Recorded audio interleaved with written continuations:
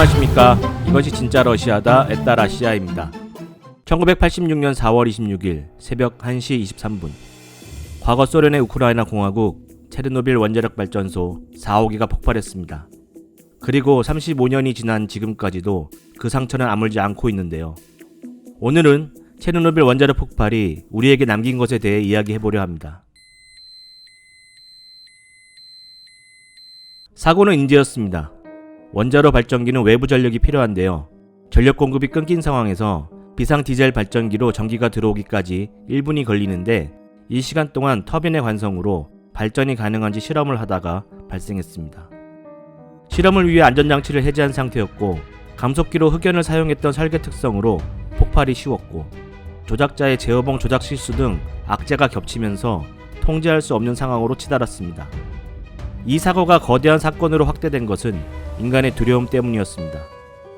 사고 발생 직후 발전소 책임자들은 원자력 폭발을 믿지 않고 단순한 탱크 폭발로 치부했습니다. 그리고 서로에게 사고의 책임을 밀었습니다. 이 때문에 초기 투입된 소방관들은 제대로 된 보호 장비도 없었습니다. 발전소 인근 주민들도 아무런 경고를 받지 못하고 평상시처럼 생활했습니다. 주민들을 대피시킨 것은 사고 발생 후 36시간이 지나서였습니다. 4월 27일 1200대의 버스에 나눠 타고 약 5만 명의 주민이 키예프로 이동했습니다. 주민들에게는 3일만 대피하면 된다고 했습니다. 소련 당국은 계속해서 숨겼습니다. 공산권의 수장이었던 소련, 자신의 기술력의 상징이 무너지는 것을 숨기고 싶었기 때문입니다. 28일 아침 스웨덴에서도 방사능이 감지되었습니다. 스웨덴은 소련 정부의 사고 여부를 확인했으나 처음에 부인하다 28일 밤이 되어서야 짤막하게 체르노빌 원자로 1기가 손상되었다고 발표했습니다. 이러는 사이 소련과 유럽은 방사능에 오염되고 있었습니다. 심지어 일본에도 낙진이 떨어졌습니다. 소련이 사태의 심각성을 제대로 알리기 시작한 것은 5월 6일에 이르러서였습니다. 5월 9일 열흘 넘게 계속되었던 화재가 진압되었습니다. 그러나 원자로에서는 계속해서 고농도의 방사능 물질이 나오고 있었는데요. 이를 해결하기 위해 원자로를 거대한 뚜껑으로 덮어버리자는 아이디어가 나왔습니다. 그런데 이렇게 하기 위해서는 먼저 원자로 지붕 위를 정리해야 했습니다. 그러나 지붕 위에는 폭발로 흩어져 쌓인 흑연 감속제 등의 파편이 뒤덮고 있었고 방사능에 심하게 오염되어 있었습니다. 처음에는 원격 조정 불도저가 큰 조각을 지붕 아래로 떨어뜨렸습니다.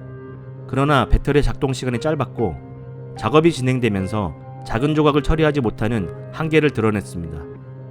결국 소련은 인력 투입을 결정합니다.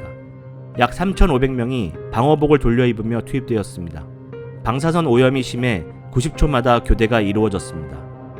열흘간 밤샘 작업을 하여 겨우 뚜껑을 씌울 수 있을 정도가 되었습니다. 당시 이 해체 작업자들을 바이오 로봇이라고 불렀습니다. 2019년에 HBO가 내놓은 미니 시리즈 체르노빌에서도 가장 긴장감이 넘치는 장면으로 기억되고 있습니다. 수개월 후 오염된 원자로를 거대한 콘크리트 석관으로 덮어버립니다. 그러나 석관은 미봉책에 불과합니다. 아직 완전히 폐로되지 않은 원자로에서는 방사능 물질이 나오고 있습니다. 석관도 노후화되어 균열이 가고 방사성 물질이 새어나왔습니다. 결국 우크라이나는 유럽연합의 자금 지원을 받아 2016년 새로운 석관을 그 위에 다시 설치했습니다. 그러나 이 새로운 석관도 원전이 완전히 폐처리되기까지 방사성 물질 누출을 막기 위한 미봉책일 뿐입니다. 체르노빌의 희생자 수는 아직도 설왕설래가 많습니다. 정부, 학계, 민간단체들이 저마다 각자의 기준으로 피해 규모를 측정하고 있기 때문입니다. 체르노빌 미니시리즈 마지막에서는 4,000명에서 93,000명이라고 알려주는데요. 그 편차가 매우 큽니다. 1987년부터 공식적인 사망자 수는 원전 근로자 2명, 소방관 29명으로 총 31명입니다. 문제는 사고 이후 직간접적으로 영향을 받아 사망한 사람들입니다. 그린피스는 2006년에 체르노빌 인근 지역에서 발생한 27만 건의 암 중 93,000건은 치명적인 수준으로 방사선 피폭이 원인이라고 주장하면서 사망자 수는 20만 명에 달할 것이라고도 했습니다. 체르노빌은 국제 원자력 사고 등급 중 최고치인 7등급 사고로 기록되어 있습니다. 대량의 방사선이 유출되어 생태계에 심각한 영향을 초래하고 광범위한 지역에 피해를 입힌 수준. 7등급에 기록된 원자력 발전소 사고가 하나 더 있는데요. 그것은 바로 2011년에 발생한 후쿠시마 원전 사고입니다. 올해가 체르노빌 사고 발생 35주기, 후쿠시마 사고 발생 10주기인데요. 그런데 지금 두 원전 사고에 대한 대처는 많은 차이를 보이고 있습니다. 체르노빌은 30km 반경 내에 진입을 금지하고 있습니다. 2011년부터는 허가를 받은 경우 들어갈 수 있게 되어 다크 투어리즘이라고 원전 피해 지역을 둘러볼 수 있는 여행 상품도 나왔지만 반드시 허가받은 가이드와 동행해야 하는 등 엄격히 통제되고 있습니다. 그런데 후쿠시마는 이제 주민들을 강제로 귀환시키고 폐쇄되었던 해수욕장도 개장하고 있습니다. 애당초 기왕 곤란구역이라고 했던 통제구역도 반경 20km로 체르노빌보다 작았습니다.